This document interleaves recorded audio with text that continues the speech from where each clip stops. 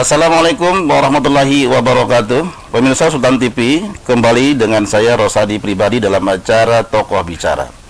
Pada kesempatan kali ini kita mengundang salah satu tokoh, yaitu Bapak Haji Budi Rustandi SE, Ketua DPRD Kota Serang.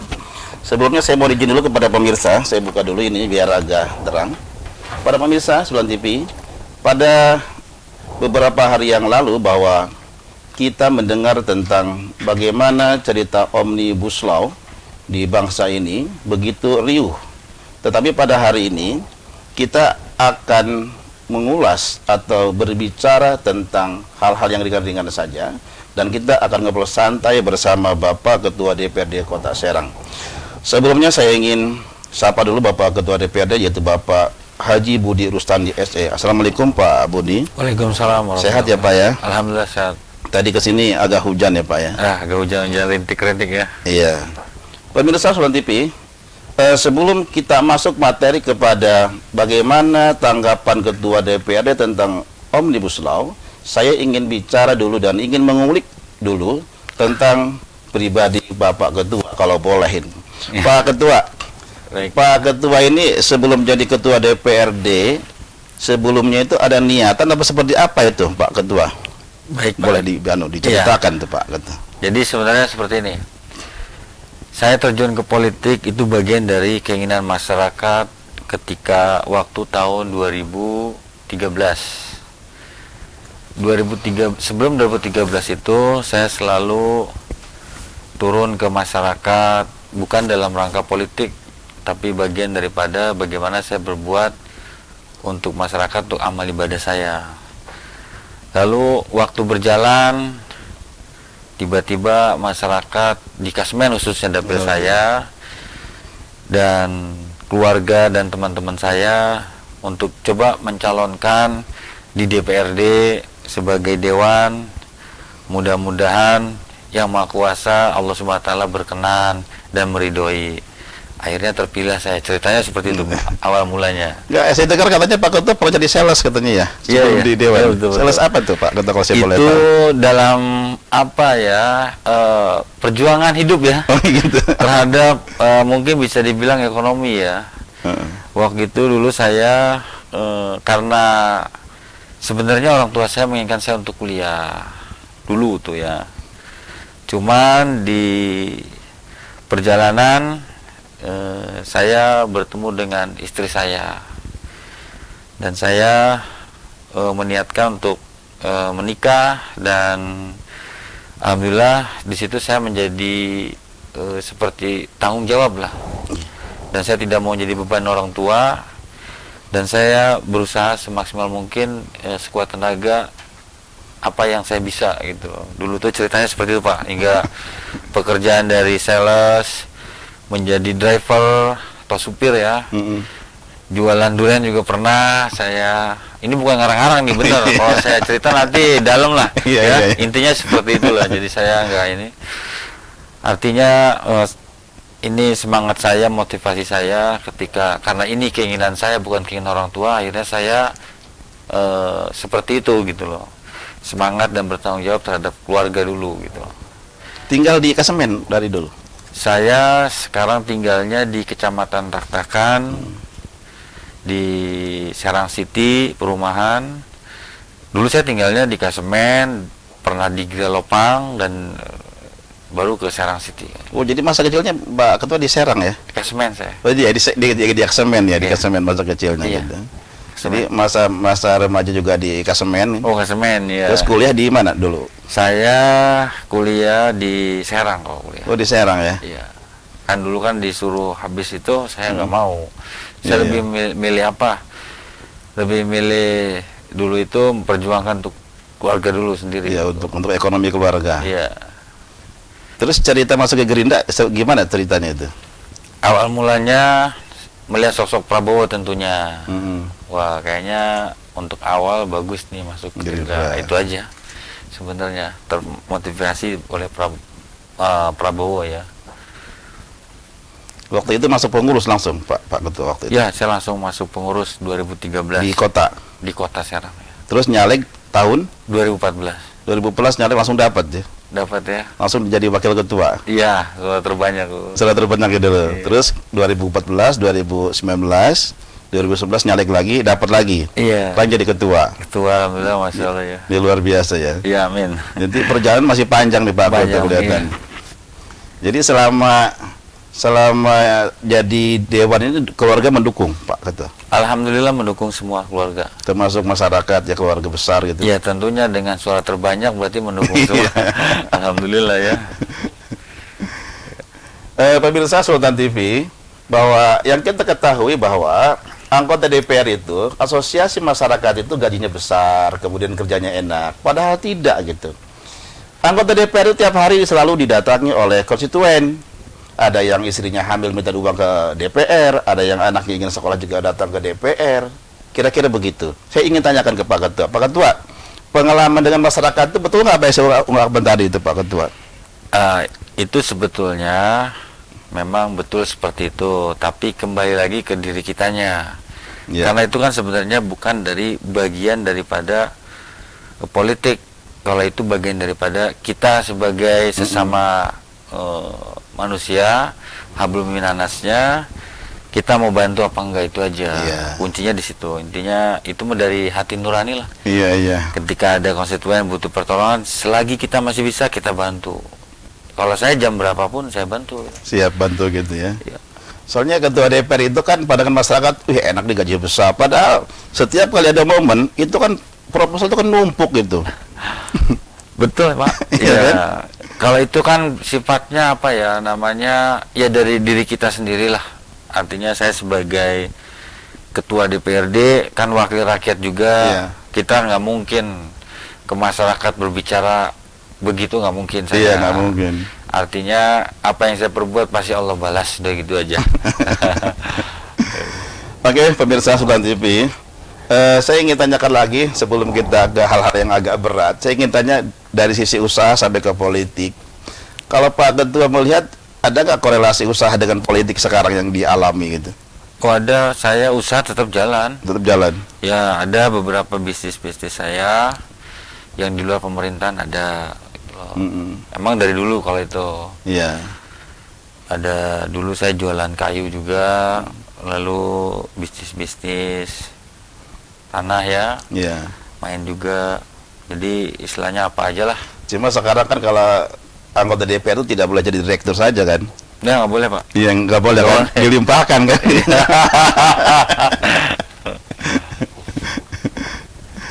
Oke, pemirsa Sultan TV. Saya ingin satu lagi ingin saya tanya kepada pribadi beliau, mudah-mudahan beliau tidak keberatan. Masa kecil Pak Ketua itu dari waktu di SD itu memang sudah jadi pimpinan Pak Ketua. Waktu SD. KM gitu. Kalau SD KM saya. KM ya. Ya. Kalau SD saya KM. Kalau teman-teman SMP saya, kalau di SMP nih, Iya. ya mungkin ada yang beberapa bilang emang udah ininya pemimpin gitu loh. Iya, iya. Karena saya kalau bahasa dulu tuh, kalau anak-anak remaja nakal ya, saya dulu saya bukan orang yang ini. Dulu saya sempat suka berantem gitu lah ya. Nah, itu kalau teman-teman saya menganggap yang ketemu suka di alumni saya pertemuan itu bilang ya emang udah itunya begitu gitu loh. Dari kecilnya. Dari geng itu sudah jadi ketua terus ya. Iya, ketua geng ya. Ketua geng. Gitu loh. Iya, ketua Jadi geng. sudah ada bakat jadi Iya, ketua gitu kan. Iya. Iya, mungkin seperti itu ya. Iya. Mudah-mudahan sekarang ketua yang baik nih. Gitu. Oke, pemirsa, memang leader atau kepemimpinan itu memang biasanya dimulai dari kecil. Nah, artinya kepemimpinan dari kecil itu ada bakat. Nah, ternyata Pak Ketua tadi yang saya bilang tadi bahwa bakat itu dari kecil. Maka ketika dia SD, SMP, kemudian sampai SMA, dia mungkin sudah biasa memimpin teman-teman dan sekarang menjadi ketua DPRD. Dan pemirsa Sultan TV, kita akan tunda dulu bincang-bincang dengan Pak Ketua untuk sementara. Kita akan ada yang lewat setelah tokoh bicara.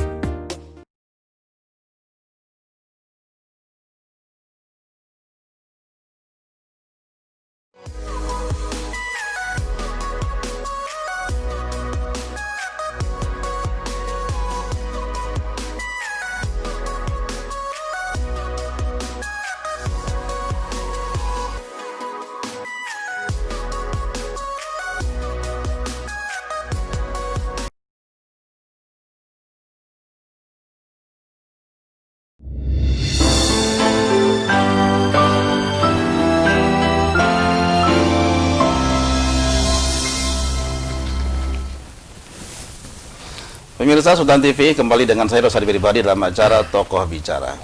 Pada kesempatan segmen yang kedua ini, kita akan bicara tentang bagaimana peran, fungsi, dan DPRD Kota Serang.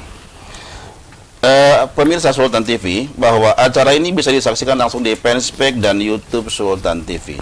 Dan saya akan bincang-bincang kembali, bincang-bincang santai dengan Pak Ketua DPRD, Bapak Haji Budi Rustandi SE. Pak Budi, atau Pak Ketua, siapa yang Pak Ketua saja, biar nyaman. Nggak apa-apa. Bapak kan sebagai Ketua DPRD Kota Serang, ada beberapa peran atau fungsi DPRD Kota Serang atau DPRD lah, terutama tentang legislasi, pengawasan, dan juga keuangan ya, tentang keuangan. Tentang perda apa yang sedang digarap oleh DPRD sekarang, Pak Ketua? Oke, baik. Jadi gini, saya contohkan satu aja terkait RT/RW yang kemarin baru di paripurna. Saya anggap itu penting sebenarnya. Pengawalan RT/RW itu semenjak saya menjadi wakil ketua DPRD. Pada waktu itu saya banyak turun ke bawah. Di bawah itu semua keluhannya terkait lapangan pekerjaan. Karena banyak dampaknya kepada masyarakat itu, banyak yang menjadi TKW, banyak yang kerja di Kalimantan, di kelapa sawit, dan lain-lain. Lalu apa yang menjadi permasalahan? Berarti ekonomi. Nah, ketika mereka urusan ekonomi, hingga akhirnya mereka memutuskan untuk misalkan suaminya yang kerja atau istrinya yang bekerja. Lalu di situ pemerintah punya peran penting dalam permasalahan ekonomi itu, yaitu dengan menyiapkan lapangan pekerjaan.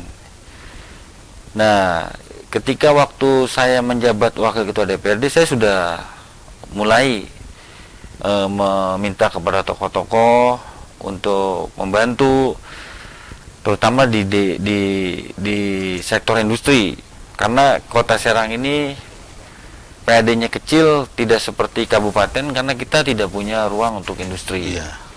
Lalu tahun 2016 saya mengajukan kepada provinsi dengan dasar surat dari Bapeda Kota Serang yang didasari dengan permohonan dari masyarakat lewat aspirasi saya waktu saya reses dulu, hingga akhirnya tahun 2017 itu selesai dibahas oleh kita.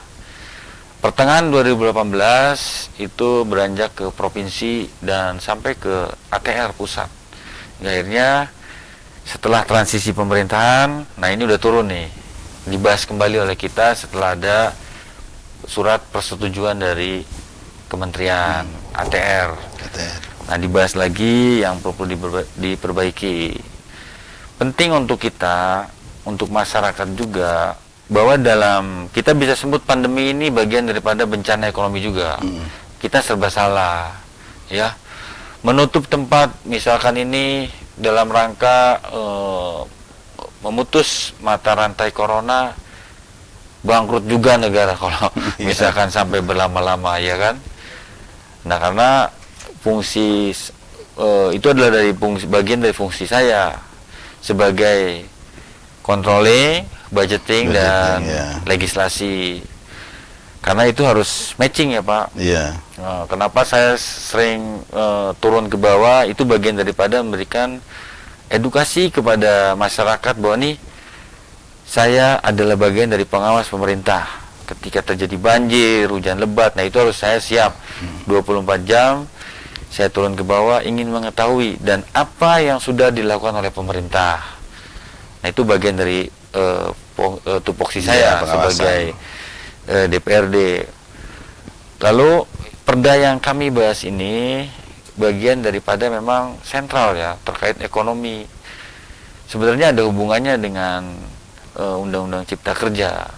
Nanti kita segmen berikutnya lah ya. Intinya fungsi Dewan adalah keuangan, terkait budgeting, controlling, dan legislasi. Mungkin itu yang bisa saya jelaskan sedikitnya yang RT/RW yang sekarang sudah diparipurnakan tuh. Itu yang sangat urgen ya, RT/RW. Iya, itu penting banget. Karena menentukan investasi di Kota Serang mana aja, ketika investor mau masuk itu di mana dia akan melakukan investasinya. Ke lokasinya gitu. Ya. Kalau Serang sendiri wilayahnya kan tidak industri. Itu titik beratnya ke mana titik berat ekonominya? Kalau RT RW yang sekarang kita ada daerah industrinya. Oh, ada. Ada. Kita pilih daerah Kesemen karena di sana kita ada kabupaten yang bibir pantainya adalah industri. Jadi kita ini sebenarnya kegencet ya kalau bahasa Serang. Iya. Kabupaten, lalu kota Serang, lalu di sini Tangerang. Oke, kabupaten lagi, lalu Tangerang. Ini industri semua loh, industri. Kita ini sebenarnya cuma dapat limbahnya aja. Iya. Dari mereka, termasuk dari Tanjung Priok juga lautnya ke sini. Iya, kota Serang. Nah lalu kita berpikirlah daripada kita jadi tampungan limbahnya, mending sekalian kita bikin industrinya. Lalu apa yang untuk menjamin masyarakat agar tidak limbah itu menyebar atau membuat masyarakat resah? Kita siapkan lokasi tempat limbahnya. Karena salah satu syarat itu ketika kita menyediakan tempat industri, berarti harus ada juga tempat untuk limbahnya yang diolah. Gitu. Ya, gitu, seperti itu contohnya gitu. Industri rumahan atau industri berat atau industri apa yang direncanakan? Kalau industri rumahan itu ada di Walantaka. Iya. Ya, tapi dia bisa juga industri berat. Kita terfokusnya adalah mengundang investor yang industri berat. Industri rumahan juga welcome. Tapi penarik PAD dan bisa menampung pekerja banyak itu ada di industri berat. Kita contohkan Cikande. Nah, kita bisa lihat ya Pak ya. Nah, itu bagian daripada konsep yang ini selaras dengan pemerintah Kota Serang yang sekarang Aji Kendor. Iya, motonya Aji Kendor. Motonya ya. Jadi saya ikut Aji Kendor juga. Ada di Kota Serang itu kan ada juga industri peternakan ya, Pak ya, peternakan kayak ayam gitu. Ya. Itu bukan industri ya, itu peternakan beda ya. Di daerah kalau tidak salah di daerah Curug Tak-Takan. Ya. Nah, sementara di daerah Curug itu kemarin saya lihat juga itu sudah menjadi ada tempat wisata begitu. Sementara di sampingnya juga ada peternakan. Itu sudah mulai terganggu itu peternakan di sini itu. Oke, baik. Agak saya jelasin dikit Pak. Iya. Di situ peran pentingnya saya sebagai pengawasan dan pemerintah hadir ketika ada pariwisata dan peternakan yang memang ini salah satunya tidak bisa kita tidak akomodir. Pariwisata adalah bagian dari keinginan masyarakat untuk dia mempunyai tempat hiburan. Betul. Dan itu juga bisa menunjang lapangan pekerjaan untuk masyarakat sekitar dan lain-lain. Lalu pada waktu itu saya sudah perintahkan Dinas Lingkungan Hidup karena kita sudah akan ada kerjasama terkait pemusnahan sampah dengan PT, saya agak lupa ya PT-nya, dia bisa menciptakan hasilnya itu, menciptakan biodisinfektan yang bisa menghilangkan bau. Nah itu saya sudah perintahkan, saya sudah memberikan surat kepada LH untuk segera melakukan di setiap peternakan agar melakukan komunikasi, melakukan penyemprotan seminggu sekali. Jadi itu hilang baunya Pak semua. Jadi nggak bau gitu ya? Iya, jadi sudah dites itu. Nah, itu keunggulan Kota Serang. Nah, ini baru pertama memiliki mesin itu. Ya karena saya pernah lewat tuh kok ini agak bau gitu lewat situ kan? Iya. Daerah Kemanisan kalau tidak salah. Jadi ada tempat wisata ada di situ. Dan Serang ini kelihatan memang akan dibentuk daerah wisata ya, kota wisata ya. Arahnya gitu Pak. Arah wisatanya ada. Yang pasti wisata dan industri. Industri. Sementara kota sendiri ikonnya apa, mau dibikin apa tuh? Kota pelajar, kota industri, kota pariwisata, sudah ada belum? Nah, kalau membuat konsep itu wali kota yang wali kota ya. Saya kan legislasi, controlling gitu loh.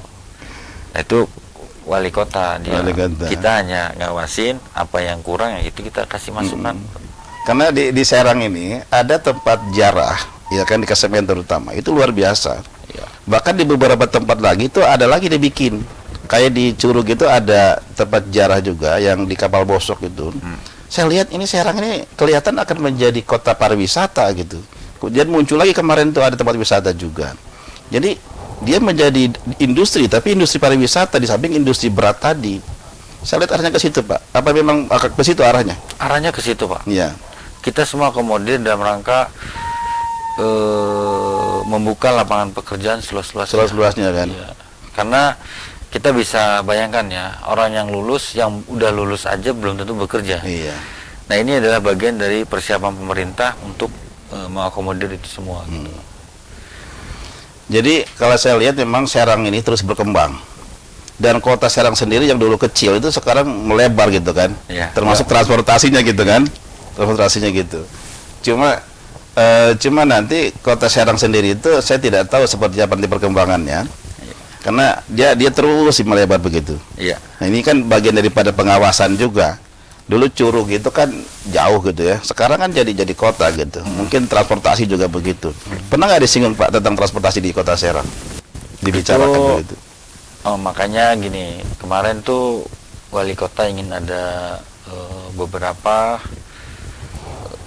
perbaikan di OPD mereka, di eksekutif, yang tentunya ada masukan juga dari DPRD terkait bagaimana mempunyai OPD itu yang memang tanggap dan dia punya inovasi yang baru agar tidak aji kendor tadi gitu loh. Karena kalau pertama kan kelihatan aji kendor ya.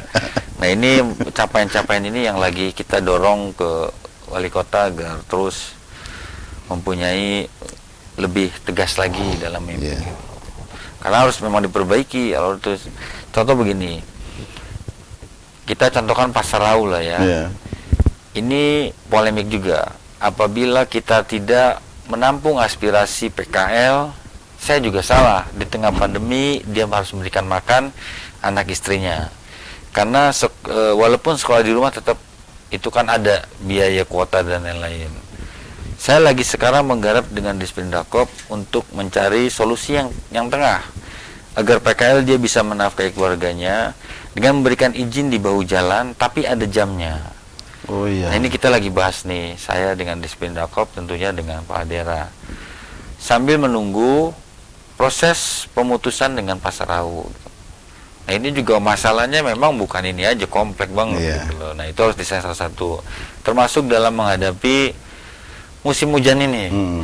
Ini yang kebiasaan adalah banjir. Ya. Nah, karena saya beberapa sering turun terkait banjir, itu kita belum, sebenarnya kalau nggak ada corona kemarin selesai perencanaan terkait bagaimana kita membuat tendon dan lain-lain untuk menampung yang daerah sini.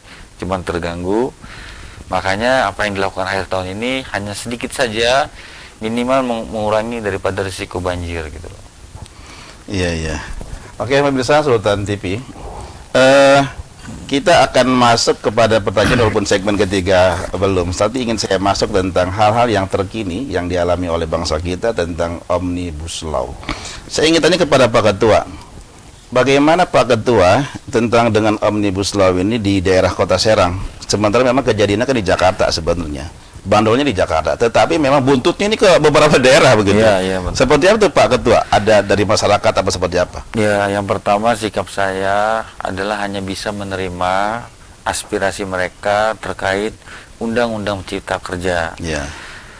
Dan saya hanya bisa dengan pemerintah itu lewat virtual ya, Vicon gitu, dan saya sampaikan aspirasi mereka apa aja, sampaikan. Dan yang kedua, ini adalah bagian pemerintah pusat sebenarnya, Pemkot nggak bisa apa-apa gitu loh. Pemerintah Kota Serang termasuk DPRD Kota Serang, karena ada di pusat semua. Tapi kita tetap menampung aspirasi masyarakat apa saja yang dikeluhkan dan lain-lain gitu loh. Itu bagian nanti kita memperjuangkan ketika kita dengan pemerintah pusat gitu. Soalnya kemarin saya habis Vicon juga dengan Mendagri, Menteri Keuangan dan lain-lain. Arahnya Omnibus Law ini kemana gitu. Ya, memang ini kan bandulnya saya bilang itu di pusat, tetapi ekornya kemana-mana ngamuk kan begitu. Sehingga Mosi tidak percaya kepada DPR, akhirnya juga ke DPRD. Padahal itu kan DPR yang membahas. Jadi Mosi tidak percaya ini terutama kalau kita lihat di media sosial kan. Jadi DPR itu kan suka dijelek-jelekin begitu. Itu Pak Ketua merasa nggak itu? Kalau dijelekin ya biasalah. Yang namanya masyarakat kan itu kan orang banyak ya. Tentunya dengan saya begini aja ada yang suka dan ada yang tidak, sudah pasti. Cuman tergantung dari mana kita memberikan edukasi dan pengetahuan kepada masyarakat bahwa sungguhnya ini adalah bagian dari kewenangannya pemerintah pusat. Ini semua adalah bagian yang memang kita nggak bisa apa-apa gitu loh. Karena yang bahas juga DPR RI. pusat, DPR RI, DPR RI. dan pemerintah. Tapi sedikitnya saya tahu. Sedikitnya saya tahu karena saya sudah ada undangan dari lewat virtual itu dari Kementerian Dalam Negeri dan Kementerian Keuangan dan Menpolhukam terkait bagaimana saya sebagai pimpinan Forkompimda memberikan edukasi ke masyarakat agar tidak miskomunikasi atau memberi pemahaman kepada masyarakat agar tidak ditunggangi oleh orang-orang yang tidak bertanggung jawab. Sebenarnya ada 7 klaster di situ. Iya. Ya, yang kalau saya ini isinya ya. Ada 7 klaster, substansinya ketenagaannya itu diantaranya gitu loh, salah satunya gitu. Sebenarnya lebih meluasnya ke investasi ya. Bagaimana memotong birokrasi di pemerintah daerah agar tidak mempersulit investasi dari luar. Iya. Dan dalam negeri. Oke, jadi intinya adalah membuka lapangan pekerjaan seluas-luasnya. Jadi udah nggak ada kata dipersulit lagi tuh. Isi dari undang-undang itu. Iya, jadi nggak dipersulit lagi. Menghindari OTT dan lain-lain terkait perizinan. Nah itu tujuan pemerintah pusat. Lalu kalau ketenagaannya hampir sama dengan yang lama gitu loh. Cuti hamil ada, malah yang kontrak itu menjadi tetap gitu loh. Pelindungannya juga ada. Ini yang saya ini ya. Iya. Tapi belum ini gitu loh. Kemarin di virtual itu perjanjian kerja waktu tertentu itu pelindungan untuk kelangsungan bekerja dan pelindungan pekerja sampai pekerjaan selesai. Ya, outsourcing dalam hal ini apabila terjadi pergantian alih-daya, pekerja atau buruh tetap dijamin kelangsungan kerjanya dan hak-haknya. UM atau upah minimum wajib ditetapkan di tingkat provinsi, sedangkan UMK dan dapat ditetapkan dengan syarat pertumbuhan ekonomi dan inflasi serta di atas UMP. Jadi semuanya tidak dihapus dan tetap sama kayak seperti dulu. Ini yang saya baca ya dari hasil dari kementerian. Lalu tenaga kerja asing hanya bisa dipekerjakan hanya untuk hubungan kerja tertentu dan jabatan tertentu sesuai jabatan dan kedudukannya. Berarti nggak semua.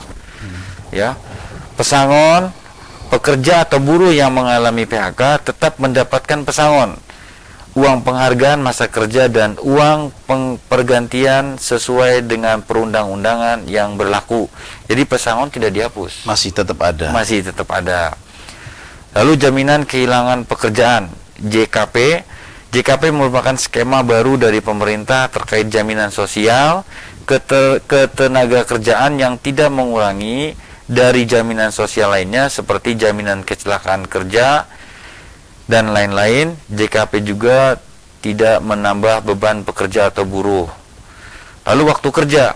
Waktu kerja itu ketentuan waktu kerja sesuai dengan Undang-Undang 13 2003 tidak berubah seperti dulu, justru diperbarui lebih baik lagi dengan mengakomodir peraturan waktu kerja yang lebih fleksibel untuk pekerjaan tertentu, misal pekerjaan paruh waktu. Jadi itu ininya yang kemarin saya dengan kementerian gitu loh. Jadi suara-suara yang beredar di luar itu yang menjadi liar itu. Jadi atau termasuk hoax gitu ya. Ya, bisa dibilang kalau saya berbicara langsung dengan Menteri Dalam Negeri nih. Iya. Menteri Keuangan, Sekjennya, lalu Menteri Menpolhukam gitu loh. Saya inginnya gini, saya pribadi ingin negara yang nyaman, aman dan kondusif gitu loh. Tidak gampang masyarakat terpengaruh dengan provokasi lainnya. Karena saya sebenarnya kalau saya lihat dari kemarin saya virtual, ya ini yang digambarkan gitu loh. Sebenarnya yang dirugikan kepala daerah. Iya. Jujur. Yang dirugikan kepala daerah dengan pemotongan birokrasi yang langsung di sentral gitu, langsung ke sana. Nah, itu ada yang komplain dari Wali Kota Tangsel, Airin ya. Ada 3 yang mewakili dari Apeksinya bahwa keberatan kalau semuanya ada di pusat. Karena yang mengenal daerahnya adalah Iya. wali kota dan Iya, bupati. iya. Kepala Nah itu daerah. yang komplain gitu loh. Iya, iya. Kalau ketenagakerjaannya seperti itu gitu loh. Oke, Pak Ketua, kita break dulu ya. Iya. Pemirsa Sultan TV, kita ini sangat menarik. Nanti segmen ketiga kita akan membahas tentang bagaimana Omnibus Law dan tanggapan masyarakat tentang Omnibus Law Cipta Kerja ini. Dan memang ini menjadi polemik sampai sekarang, dan bagaimana nanti cara penyelesaian di pusat. Dan pemirsa tetap di Tokoh Bicara.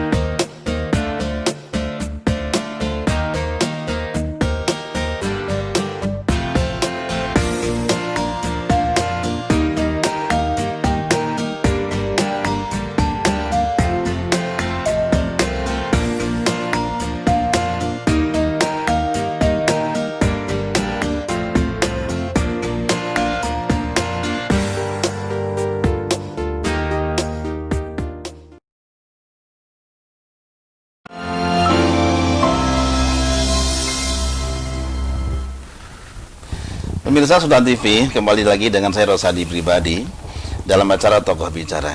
Pemirsa Sultan TV, bahwa hari ini merupakan Hari Parlemen Indonesia, tanggal 16 Oktober. Dan pada hari ini kita akan lanjutkan bincang-bincang kita atau obrolan santai kita dengan Ketua DPRD Kota Serang, Bapak Haji Budi Rustandi.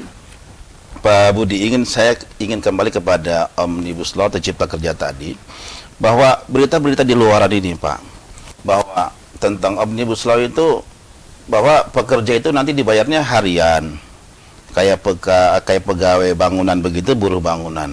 Itu apa yang Bapak serap tadi itu seperti apa itu? Ya, Nggak begitu. Oke, saya katakan tadi sudah jelaskan di situ, salah satunya adalah terkait ketenagakerjaan, itu sudah saya jelaskan ya. Ya. Bahwa yang saya virtual dengan kementerian seperti itu gitu loh. Bahwa apa yang didasari oleh masyarakat itu belum benar gitu loh. Yang saya tahu ya ternyata yang saya jelaskan tadi gitu loh, bahwa itu memang ada cuti hamil, ada pesangon, ada ini, ada gitu loh. Karena mungkin ya masyarakat juga belum tahu karena belum membaca, belum disosialisasikan, karena ada waktu 3 bulan tuh sosialisasi terkait undang-undang. Nah itu dalam tahap ini baru akan melakukan sosialisasi, termasuk salah satu kemarin ketika saya sebagai pimpinan DPRD diundang oleh kementerian lewat virtual gitu. Dan itulah yang saya dapat dari Kementerian Dalam Negeri, Kementerian Hukum dan HAM, termasuk dari Kementerian Keuangan. Sebenarnya intinya adalah investasi besar, lalu menciptakan lapangan pekerjaan seluas-luasnya di Indonesia gitu loh. Untuk mengobati, pertama adalah perekonomian dan pandemi ini gitu loh. Karena kita tidak bisa dipungkiri, kita dalam ini ada bencana ekonomi ya, mungkin bukan hanya Indonesia tapi seluruh dunia gitu loh. seluruh negara. Cuma kadang-kadang publik gitu ya, masyarakat terdidik ini, bahwa investasi model apa yang dikehendaki oleh Indonesia gitu ya, oleh orang Serang lah. Kalau kita bicara Serang ini kan kebanyakan, wah ini jangan-jangan ini Cina ini masuk nih gitu. Itu kan yang ada di benak publik yang negatif gitu Pak Ketua. Iya. Nah, saya harap juga masyarakat tidak gampang terprovokasi ya. Ya. Di sini jelas dibatasi terkait tenaga kerja asing. Udah jelas tadi di Undang-Undang Cipta Kerja ini bahwa hanya jabatan tertentu, berarti tenaga ahli. Ya, tenaga ahli. Ya nggak mungkin dong lulusan SD kasarnya jadi tenaga ahli, kan nggak harus semua rasional juga. Mungkin perusahaan juga ada perlu tenaga-tenaga yang memang dari luar terkait yang sifatnya khusus gitu kan.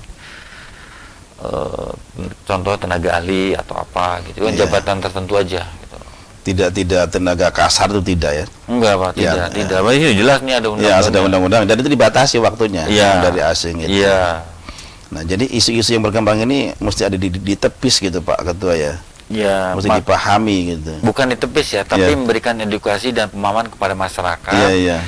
Karena kemarin juga saya selaku Ketua DPRD menerima surat dari pusat bahwa agar Prokompimda tentunya melakukan edukasi dan pemahaman terkait Omnibus Law ini agar tidak ditumpangi oleh orang-orang yang tidak bertanggung jawab, gitu aja. Dan itu bagian daripada harapan saya ketika kita lagi ada bencana ekonomi gini, ayo kita sama-sama bersatu gitu loh. Apa yang menjadi ini keberatan itu nanti akan saya sampaikan gitu. Nah, kemudian Pak Ketua, ketika masyarakat ini demo, kemudian ada juga yang demo ke DPR, ada? Ada. Dari kelompok mana? Buruh juga? Dia adik-adik mahasiswa. Tapi pas waktu itu saya ada acara di luar, jadi saya tidak bisa menemui mereka gitu loh. Mereka paham apa yang di demo itu? Wah, karena saya tidak menemui, makanya saya juga bingung. Karena itu udah belum keluar. Gitu. Belum keluar ya? Baru akan diinikan gitu. Soalnya sekarang ini kan ada yang lucu kadang saya demo itu Pak Ketua. Ada demo anak SMK, anak STM. Begitu ditanya, kamu demo apa? Saya nggak tahu, pokoknya suruh kesini aja gitu. Nah, itu yang kata saya bagian daripada jangan sampai ditunggangi oleh pihak-pihak yang tidak bertanggung jawab dan ingin memang negara kita ini hancur, jangan sampai lah. Gitu. Pak Ketua, itu ada yang berdesain atau ada yang menyuruh gitu, kira-kira begitu ya, sepertinya gitu ya. Wah, kalau saya mau analisa harus dari saya pribadi nih, nggak boleh bilang ke saya Ketua DPRD nih. Ya, kalau analisa saya, ini bagian daripada perang ekonomi yang sudah lama.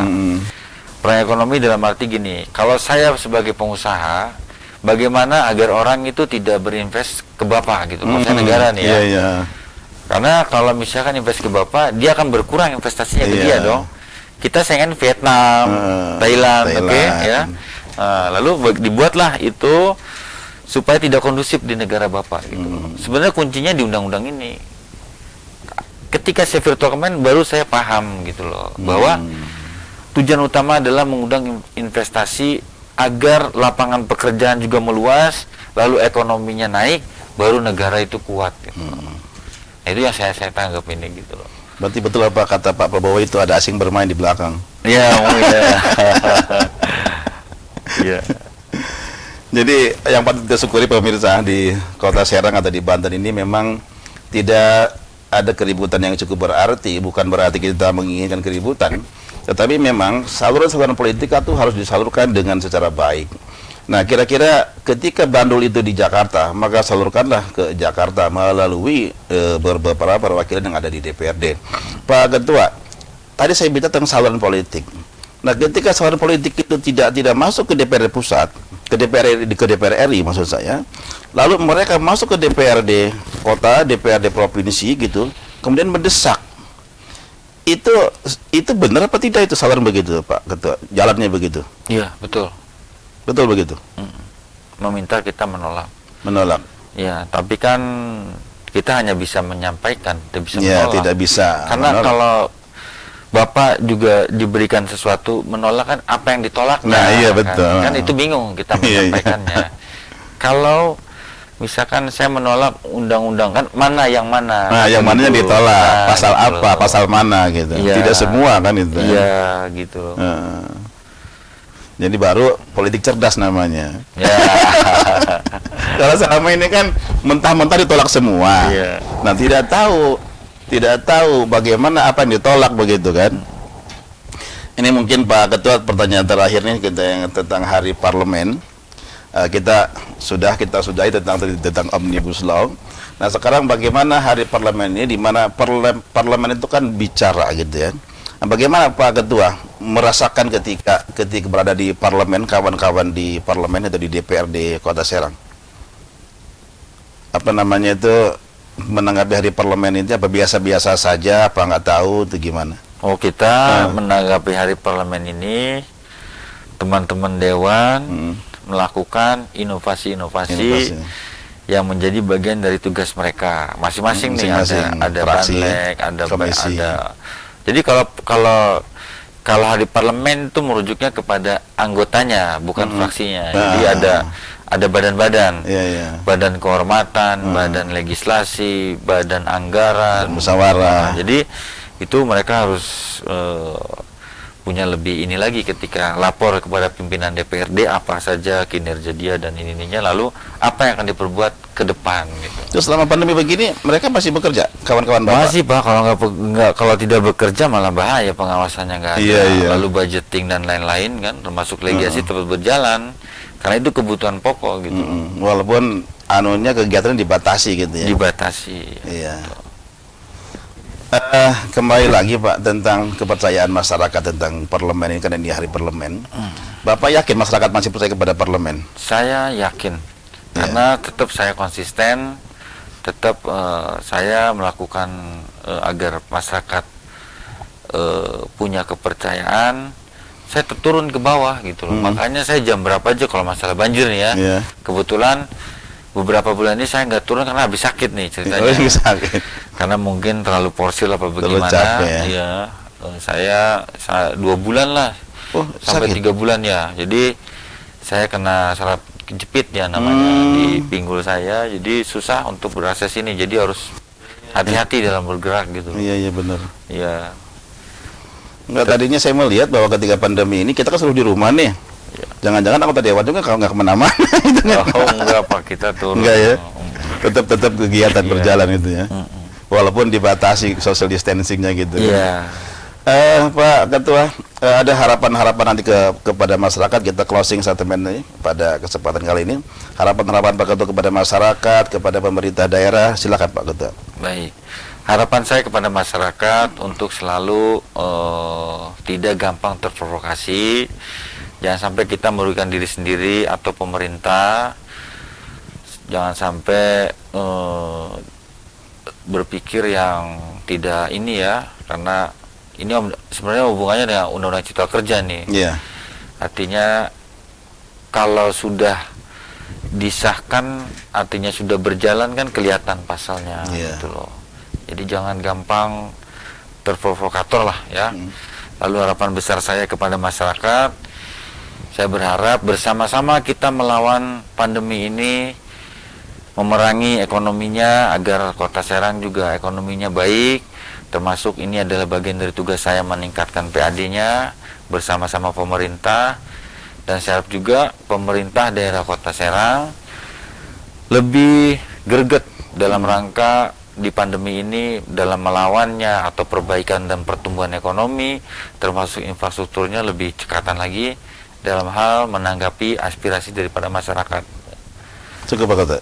Ya cukup. Oke, pemirsa Sudan TV, itulah bincang-bincang kita dengan Bapak Ketua DPRD Kota Serang, Bapak Haji Budi Rustandi SE, bahwa saya dapat menyimpulkan bahwa dalam kondisi sekarang seperti ini, jangan kita tepat terprovokasi oleh hal-hal yang tidak perlu kita dan yang perlu kita tidak tahu. Kita tidak tahu, tetapi kita pura-pura tahu, maka kita akan terprovokasi oleh situasi yang sekarang terjadi. Dan yang kedua, bahwa Undang-Undang Omnibus Law ini harus dicermati secara teliti dan seksama, dan kita tidak menolak mentah-mentah ataupun menyetujui, tetapi bagaimana kita mengklarifikasi dan meluruskan apa sebenarnya yang terjadi di bangsa ini. itulah barangkali bincang-bincang atau dialog pada kesempatan hari ini, dan saya mengucapkan selamat hari parlemen bagi parlemen Indonesia, dan terima kasih dari saya, dan mohon maaf apabila ada kesalahan, dan saya ucapkan terima kasih Pak Ketua sudah hadir di studio kami. Iya. Dan saya akhiri, wassalamualaikum warahmatullahi wabarakatuh. Waalaikumsalam Pak warahmatullahi Ketua.